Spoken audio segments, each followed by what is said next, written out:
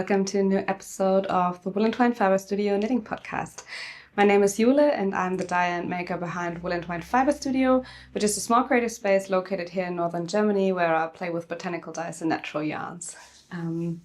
Welcome back if you're a returning viewer, and a warm welcome if you're new here. My name is Jule and I'm the owner of Woollentwine Fibrestudio and your host for this podcast.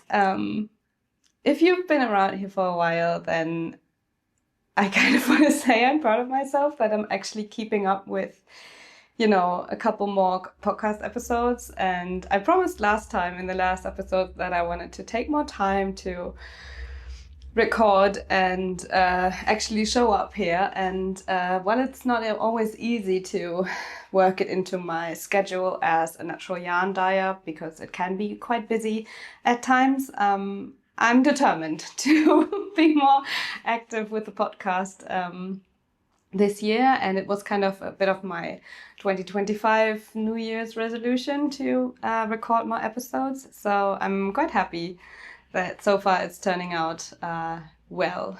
So yeah, in this episode, I wanted to update you on my knits and what I was working on recently, or what I am working on recently.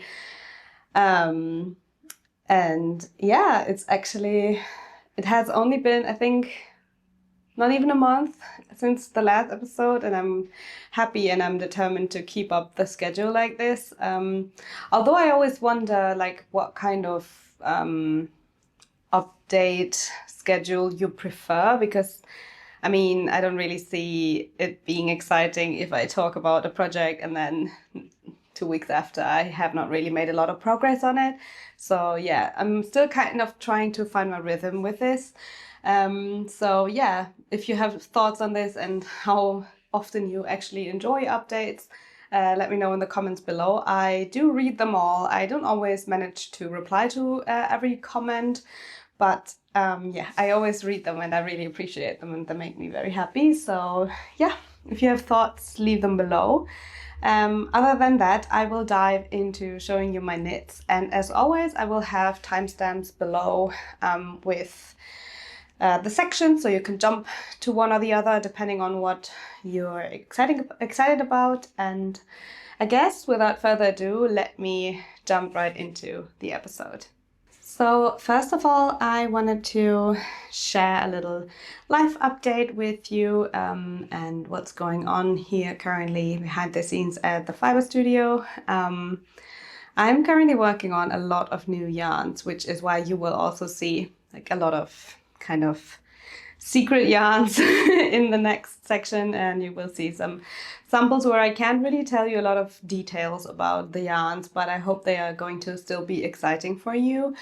And yeah, there are a lot of new things going on, and I don't know what it is. I think maybe just the beginning of the year where I always feel a bit more inspired and yeah, just want to start all the new projects and get everything going. And yeah, for this year I also try to kind of change up my schedule a little bit, just because I am going to be traveling a lot over the past months, no, not past months, upcoming months. And I'm going to, just travel a lot of places. So I kind of wanted to get a head start in some of the preparations and some of the yarn sample knitting and all these kind of things. So the next couple of months will probably be dedicated to sample knitting, but I hope that it's still going to be exciting for you to follow along and see what I'm working on anyway. But yeah, since I also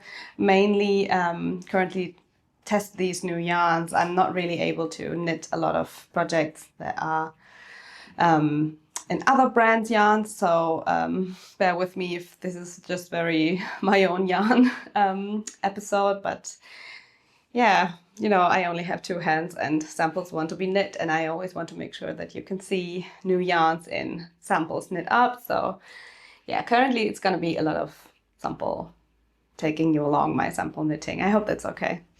But without further ado, let me start sharing some finished objects with you. For my finished objects section, I actually have one more, to be honest, but I forgot it.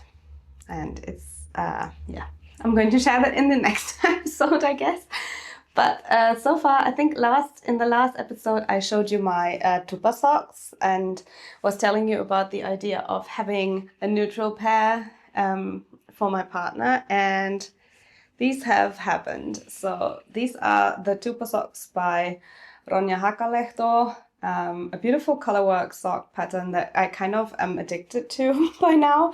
Like, I can already imagine another pair in these, and it's just so fun to knit. I don't know if you've been following for a while and maybe have heard me talking about this before, but I like to have portable projects. I'm kind of like a monogamous knitter, but I always have one portable project. So whenever my previous monogamous project is growing too big and I can't really travel with it conveniently back and forth to the studio and home, I like to have like a more portable option, and that's often times socks. So yeah, I need a new one soon, but I'm gonna mention that in the works in progress or upcoming projects section later, because I have plans already.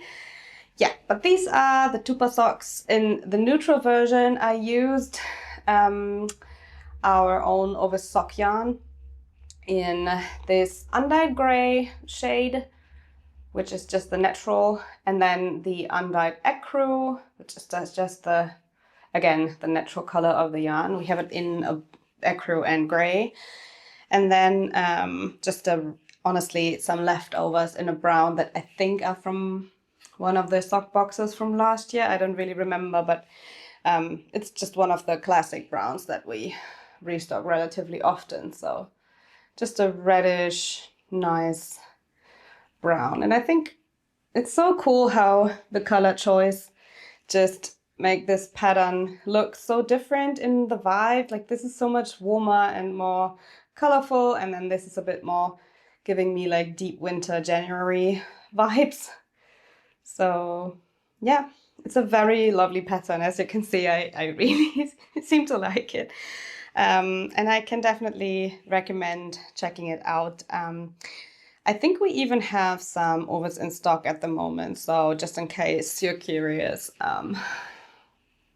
But yeah, this is the finished sock, and I'm just obsessed with colorwork socks at the moment, and anything that has a bit of interest while still being simple, just because I currently also work, my larger projects are relatively plain in pattern, and so I actually like when there's a little bit going on for my side projects. So yeah, tupa socks by Ronja Hakalehto. I'm going to put the patterns and everything below, so you can actually favorite it on Ravelry or whatever you like. But yeah, all the info will be linked in the description box below. But my next finished object definitely has a bit of a different dimension, if I may say so.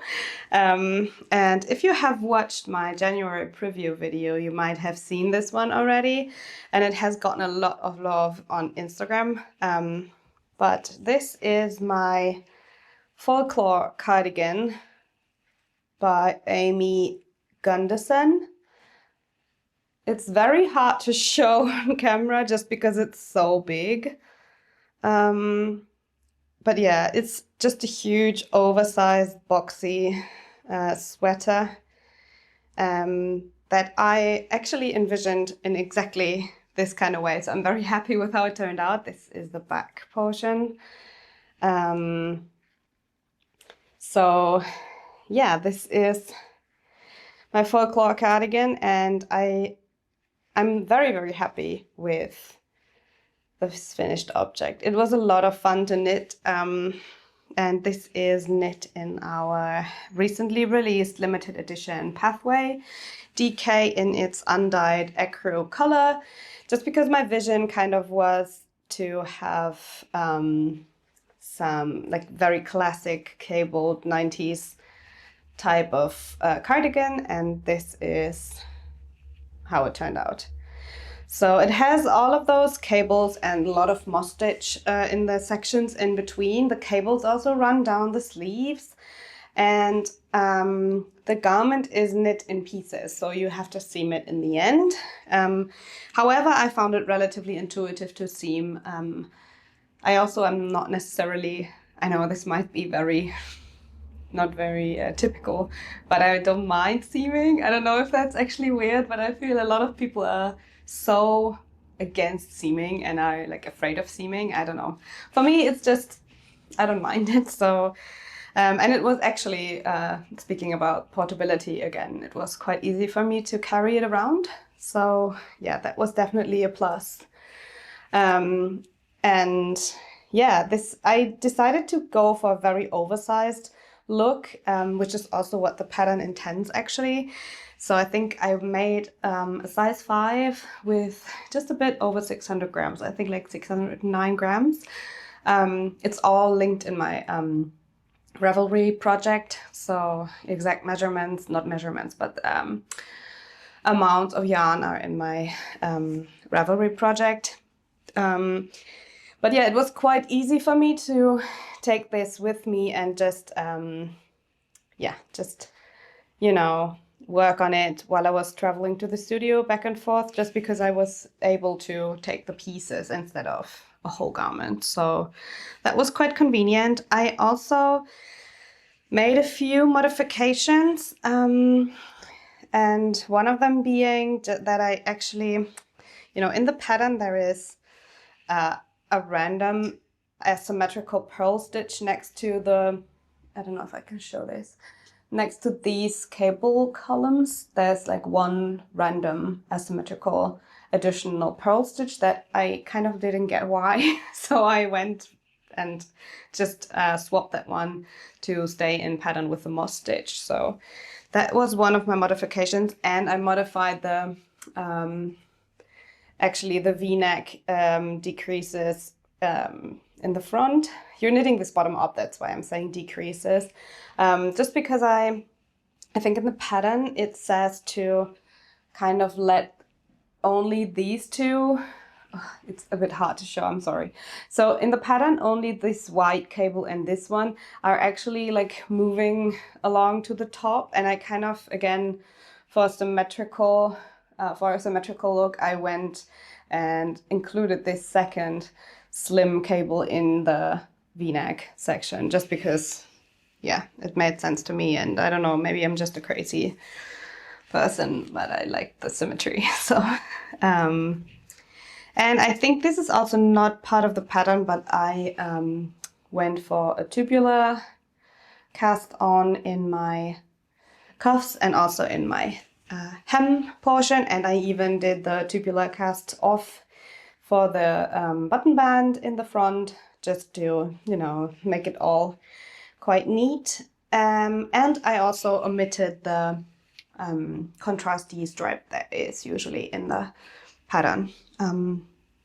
So yeah, that's my folklore cardigan. It's beautiful. I will make sure that I'm going to put some clips of me wearing this that I recorded earlier this month, just because I felt like it was a bit of an unusual fit for me with its length and quite extreme oversiziness, but it ended up being super nice and very well fitting, and I'm seeing myself getting a lot of wear out of this one, just because it's so easy to throw over and, yeah, just wear around the studio as well. I kind of envision it at first with maybe like a flannel kind of ginghamy, like this one, ginghamy dress underneath.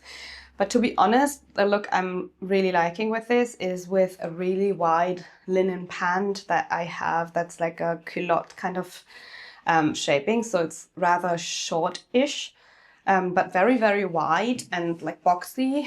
And it's going up to my waist. So I kind of have this very, I don't know, boxy, oversized look all over. And I really like this with a pair of like Chelsea boots, and it gives me very wintry feelings. So yeah, definitely really liking that outfit. And yeah, it went surprisingly well. But yeah, that's my folklore cardigan and I'm very happy with it. So yeah, so far about my finished objects. Let me continue with my current whips. So for my whip section, I'm keeping my notes in my journal, my traveler's notebook journal, just so I don't forget to say anything. But it's quite helpful to, you know, reference the notes that I took about the project. And I was actually wondering, do you have a planner or like a system to write down notes for your knits? And if so, what do you like about it, or what are you looking for in like this kind of a system? Because I'm still kind of finding my way into this kind of documenting style, and it used to be all over the place, with like notes on my phone and notes on my iPad and, you know, notes on like a printed paper, whatever. So I'm currently having a good time writing about my knitting in my daily journal, and then kind of transferring the main events, or if I notice something about a pattern or a thought about a yarn or something, I transfer this to like a dedicated page that is dealing with, or like dedicated to one of the projects. But yeah, let me know if that's of interest, like me sharing my system once it's fully evolved. I think I'm currently having quite a nice system set up also for my sample knits. But let me know if this is of any interest and if I should share more about it. And also let me know what you think and what's important to you, or what kind of errors you ran into with documenting your knitting, just because I'm very curious, and would be nice to know what has been working for you on the long run, and what also maybe not. So yeah, just feel free to share with me, and let me know if it's also something you're interested in me sharing my system. But for now, I'm sharing about my works in progress, and one of them being, wait, I made a mess with the threads here, so let me kind of sort this before. So this is one of my current whips. It's a bit wrinkly just because I was carrying it around and bringing it to the studio. But this is a test knit for my friend Ines of Woollentwine Knit, and it's the matcha jumper. And wow, it's really wrinkly. I'm so sorry. But I just recently split for sleeves and the body, and this is just a very simple raglan, not raglan. I don't even know what this construction is called. Well, it's a very simple stockinette sweater, let's put it that way. And it has this extremely clever construction on the, like the increased structure for the bodice that is just absolutely genius, because I tried this on a little earlier.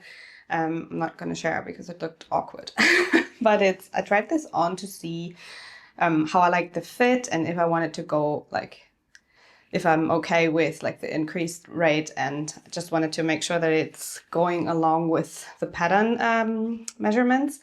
And wow, this is probably the best fitting increase type of thingy I have ever tried. It does this kind of, I don't know if you can actually see, maybe it's easier to see in the back, I don't know, but it does this, there is this shoulder panel here. Let me try to show.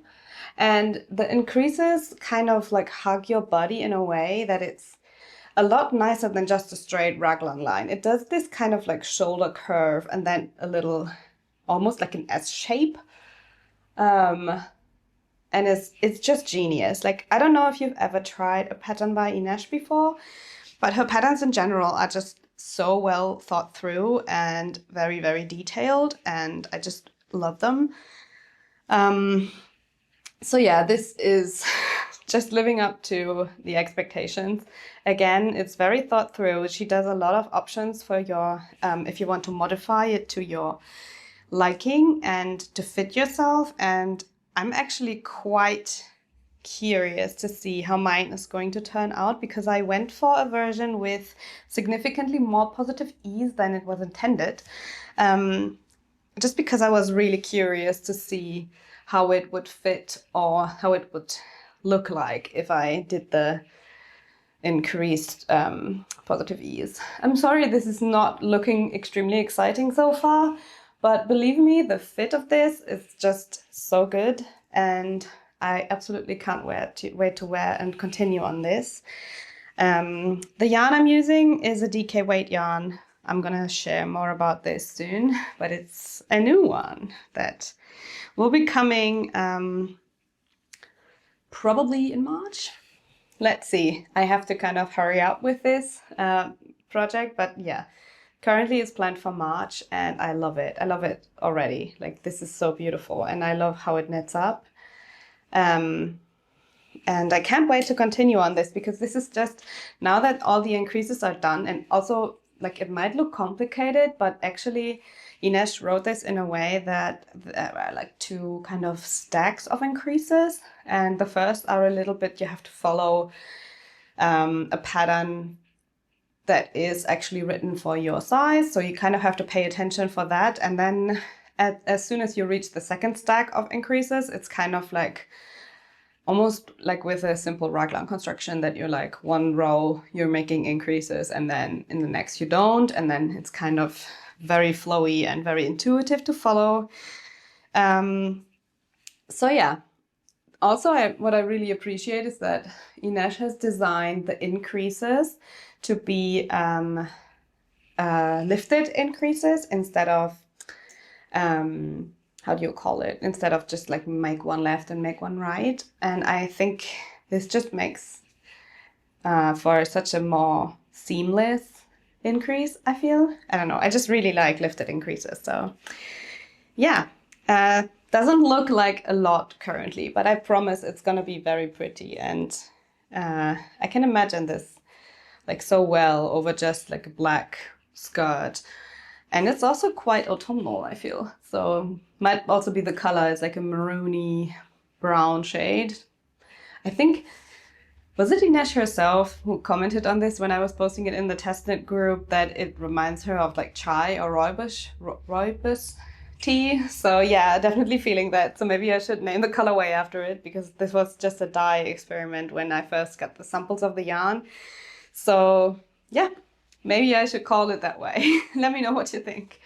But yeah, this is my current work in progress, my matcha jumper, which also is very fitting in theme because I'm currently really into matcha. And yeah, not just because I love any hot beverages and they make me feel cozy, but I don't know, I'm just really enjoying matcha latte at the moment. And yeah, I can treat myself later today to one and go to one of my favorite cafes after having the podcast episode recorded, just as a little like Friday afternoon treat, and work from there for a bit.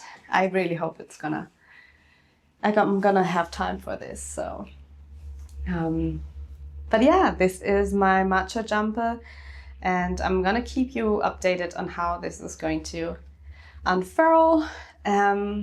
But so far, I'm incredibly happy, and I can only recommend to follow along with Ines's posts, just so you can make sure that you're not gonna miss any updates on when the pattern will be released. So, by the way, I'm not sponsored or anything. It's just, I'm just a fan of this pattern, and I know that you're going to be too. Like, it's just very well made pattern, so I can imagine you're going to be very into this as well. But onto, let me check my notes, onto my next work in progress, which is also like in a very weird state at the moment. Oops, I'm very sorry.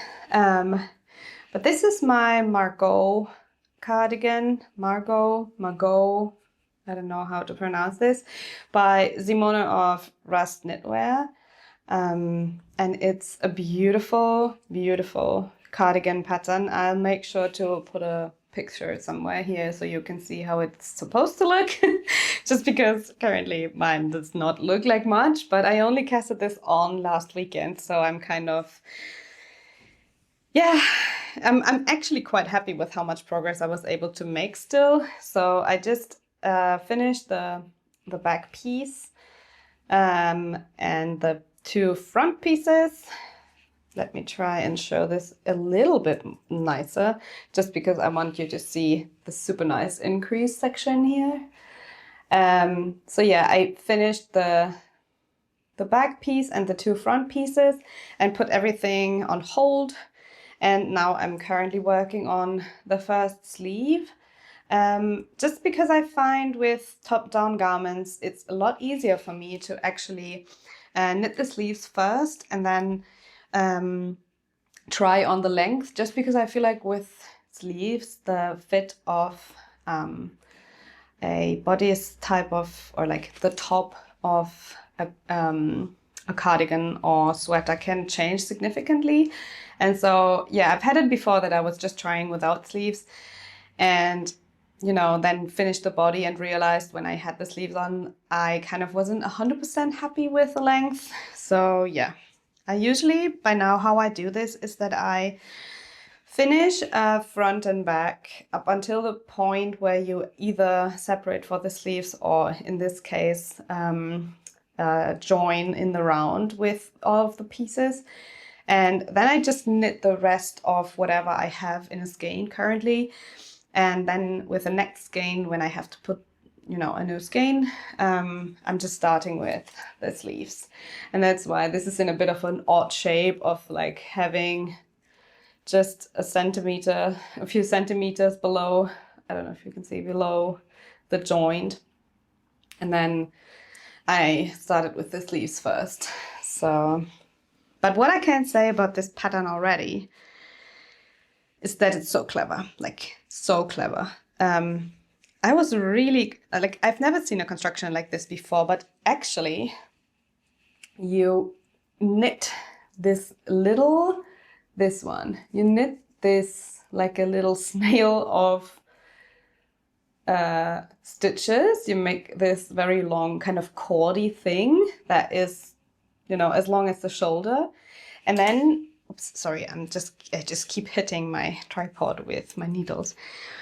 And then you pick up stitches from one side and knit the back piece.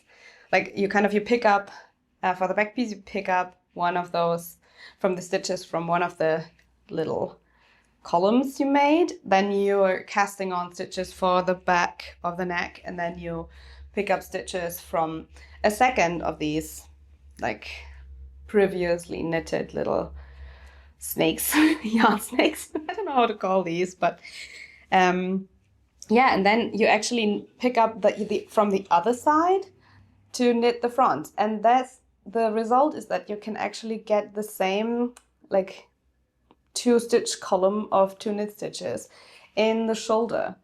And this is just genius. Like it's really nice and it fits very nicely. And another super clever detail that I really like is this super small lateral braid.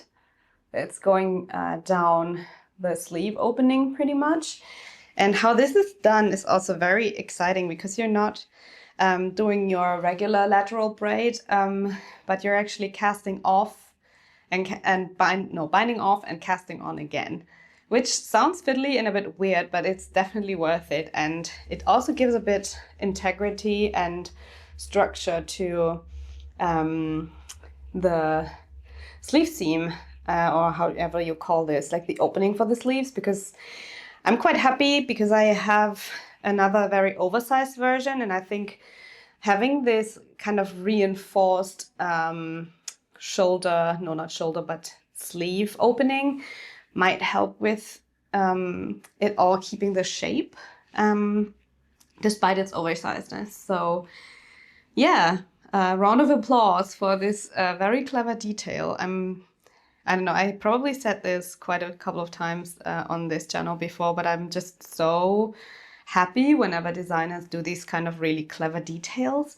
I don't know, maybe it's because I've been knitting for such a long time and such a big part of my life that I'm just very, very happy when I can see things that I've never seen before and that kind of seem to solve problems I've been facing so many times. So yeah, very happy with this. And also very happy with, I don't know if you can see it better in the back maybe, but super happy with the way that the in and decreases are worked, just because they are worked into the pattern, like the half broken rib kind of pattern, no, double broken rib, I don't know. But it's very, very cleverly done. Like it looks just super neat, and I can tell that this is going to get a lot of wear. The yarn I'm using, again, is a new one that I can't share about yet, but it's going to, if I manage, it's going to release very, very soon. So keep an eye out for this. It's beautiful, very drapey, very, very, very soft. And I'm super happy with it. And yeah, I just absolutely love it for this, like the pattern and yarn match. Very, very good, and I'm super happy. And yeah, you can also see my little neon tie going on here. This is also, like, speaking of things that solve things for knitters, like these kind of like cords, they have been saving my life for the past months. I also have them on my, let me show, I have them on my matcha jumper as well. These little, I don't know what they actually are, rubber cords, kind of. I got mine last year at Wedding Wool Weekend, and also some at Jyväskylä Knit Festival from the Knitting Barber, and also from Mimi of Liebwedd, who also has a podcast. I think it's called Yarnchix. She has a podcast here on YouTube that's like super entertaining. I can definitely recommend. And every now and then she has like some super nice products in her Etsy shop. And yeah, last year I was in Berlin for the wedding weekend, and I had to get more of the cords from her because yeah, I use them a lot. Like I kind of never thought about them being this handy, but to be honest, I used to use my regular Xiaogu just the sleeve cords, and I put these little stopper thingies on the ends whenever I was kind of putting my stitches on hold. But what I realized is that the little square stoppy things, they can kind of, I don't know, they started bothering me sometimes because they got stuck on something, or I don't know, they were in the way kind of. And also with the cords, it was rather stiff to actually put the project away into a project bag or so.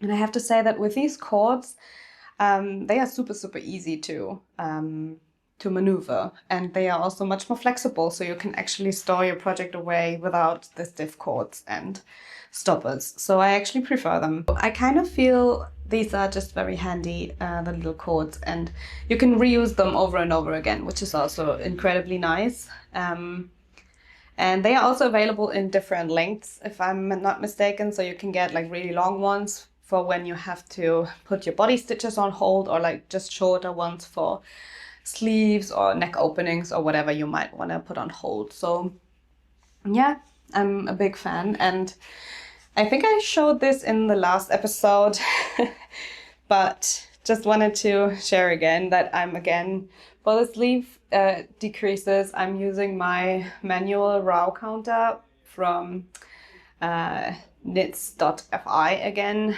because it's super handy, and I just love how easy it is, and that you don't have to put, you know, whether that's with pen or paper or on a phone, you don't need to put like a row counter anywhere else. You can have it on your knitting, and I actually really, really like it. And yeah, I don't know, do you use these, and do you know, what are your favorite ones? Because I kind of think I might need, where is it? There it is.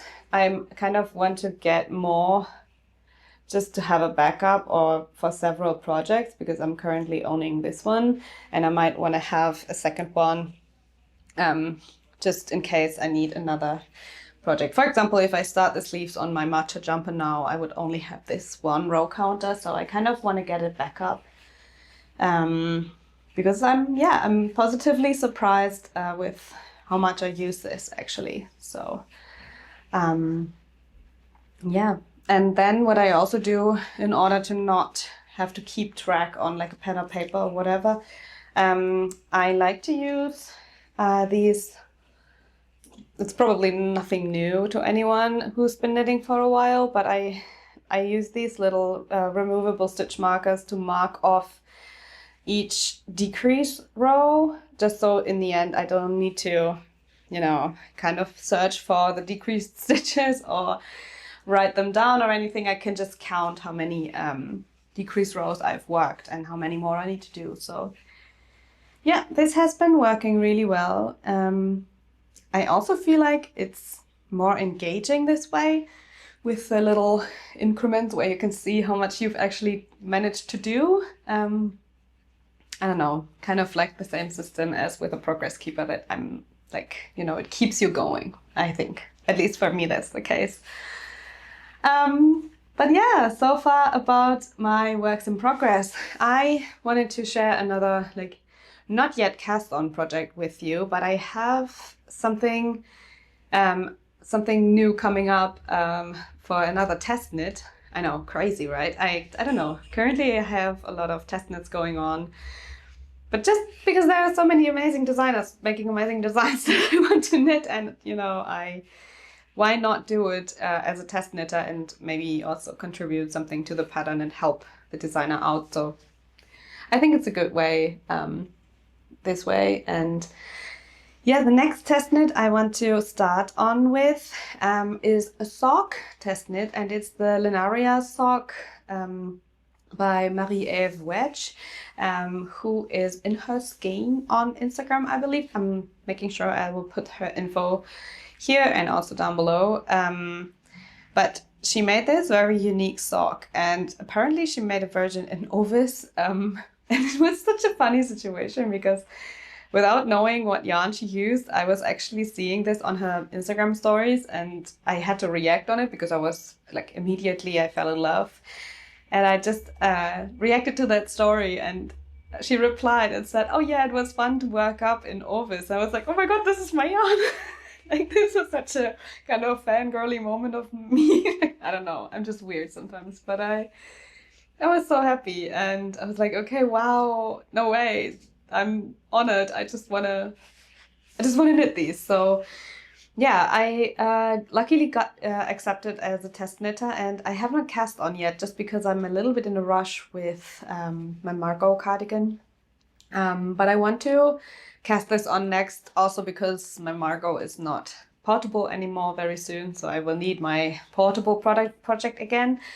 I will make sure to add a picture here just so you can see what the pattern looks like, but it has this, it's knitted top down, and it has this very interesting kind of inlay technique for this floral motif that's going down the sock. And I found this so unique because with most socks I see the details or things mostly on the like top of the foot portion. I don't know, maybe I can show in my toolbar, but oftentimes the textured main thing is going down here, and with the Linaria socks it's going this way, the main pattern. And I think this is so unique, like the combination of this inlay technique and also the placement of the motif just got me completely, and I'm so excited to knit this.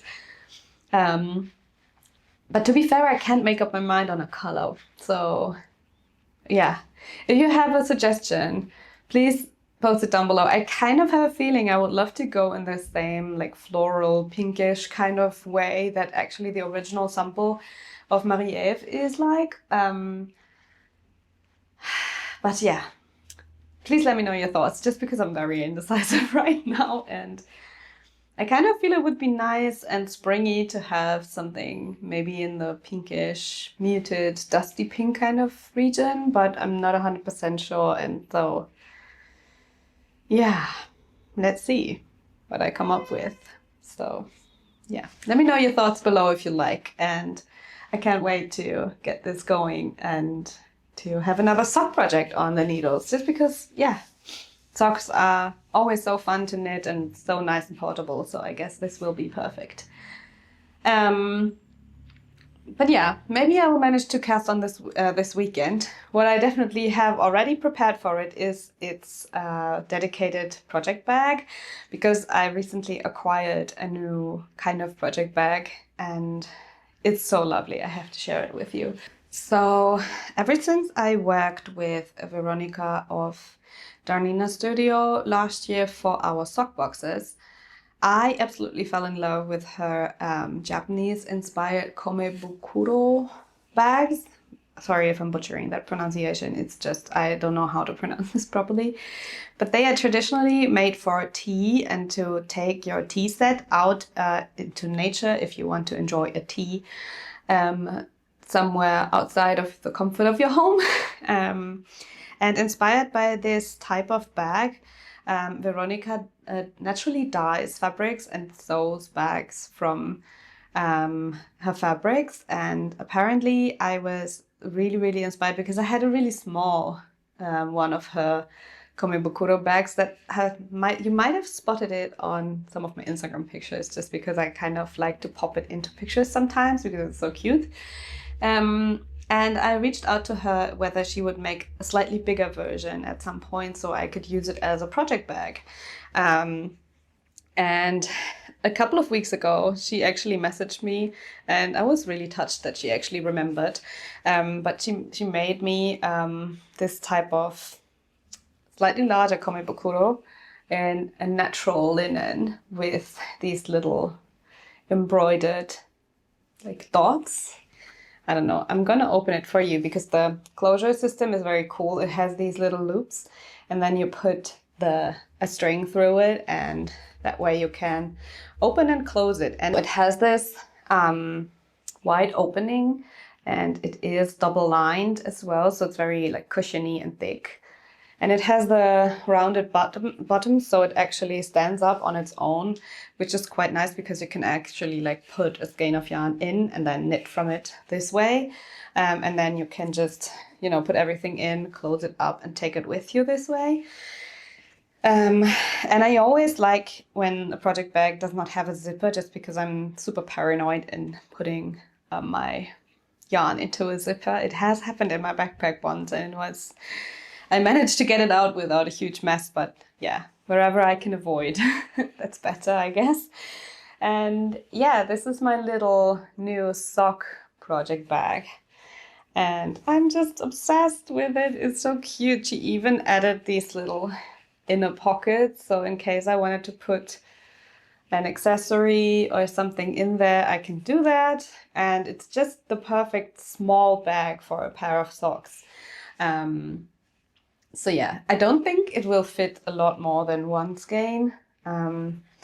But for socks or like a small one skein project, this is just perfect. And as mentioned, I just love to have a small project on the go. This is her little logo, by the way. Look how extremely beautiful this is. And yeah, I just love it. And the little embroidered dots are just so cute. And Veronica actually said, when she sent me the picture and asked if I wanted to have it, she said it looks like a little potato, and I get what she means with the little embroidered thingy, so I just think that's so cute. And the system is just super nice, and I love the quality of her products in general. This is, again, not sponsored by any means. I have bought this with my own money. I'm just fangirling over here. But what I also thought, because I'm traveling a lot over the next couple of months, I thought I would not only get this one, but also a slightly smaller one again. This is also naturally dyed, like the fabric has been dyed with botanical dyes. Smaller one for my camera lenses, because these are so cushiony and so like they have a lot of poofiness. And this one actually has the little flap for if you want to put tea utensils inside. It has these protective flaps that you can cross over something. So I thought it's actually perfect to store like a camera lens in there and before putting it into like a backpack or a camera bag or something.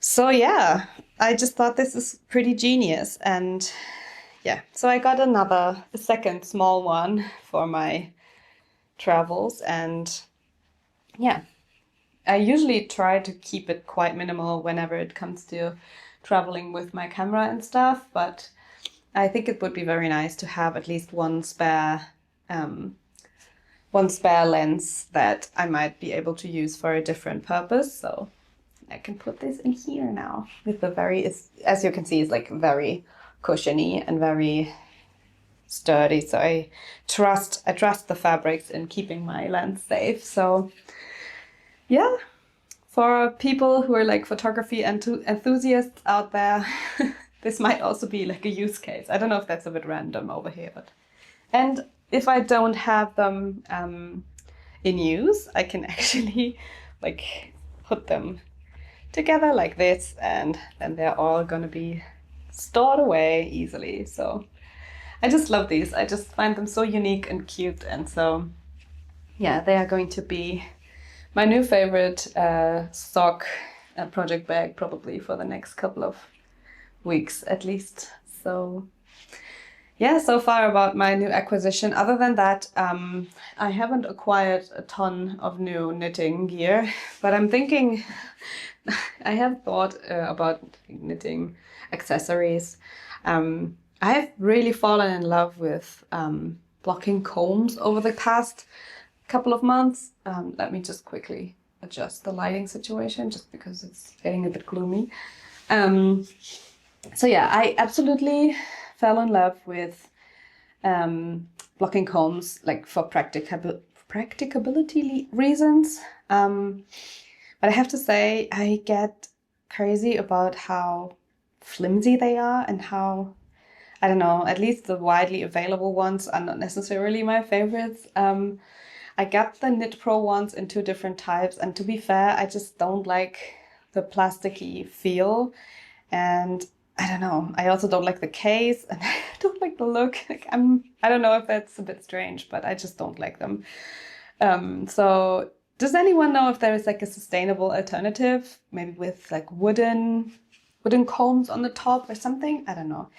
If you can, like, if you imagine something, please let me know, just because I'm desperate in getting a nice and aesthetic pair of blocking combs. I don't know, I kind of feel like this is a bit crazy, but also what I realized is that if I like the look of something and the aesthetics of something, then I'm more likely to use it. I don't know if that's just me, but it's also the same with, like, if I have my journaling supplies or pens or something like this, I'm more likely to use things that I actually enjoy using because I also like to look at them. Like, I don't know, of course things should also be practical, but to be honest, if I want to have a new, or like to introduce a new habit or introduce a new routine for myself, and I want to keep it up long term, it helps with, you know, if I have something that I actually like to look at and have on my desk, for example, or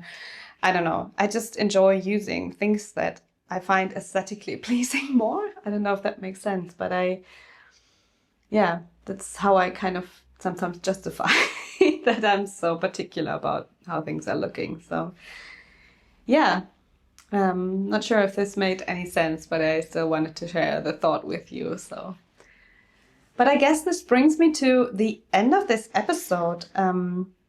Let me know what you thought of the new projects that I cast on, and I'm sorry that I can't share more about the still secret yarns with you.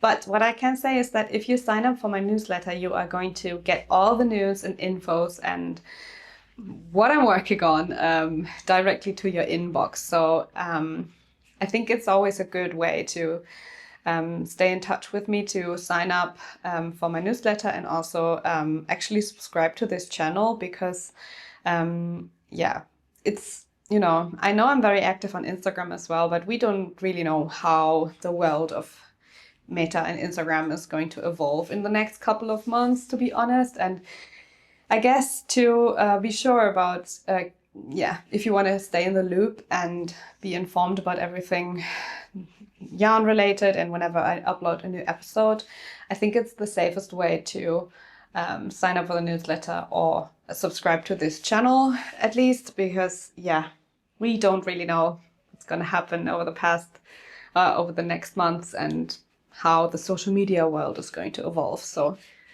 yeah, if you want to stay in the loop, sign up if you like. And I promise I won't spam you. I'm trying to keep it rather minimal to maybe like 1 or 2 mails a month. So yeah, I try to only, sum up the important things and not ramble too much, which I can always do in my podcast episodes like I'm doing right now. So, but yeah, I think that is it for today's episode. I'm going to hopefully get myself a matcha latte to edit this episode now and hopefully get it up for the weekend for you. And until the next one, I guess I wish you a lot of knitting time and some cozy days. And thank you so much for watching. See you in the next one. Bye.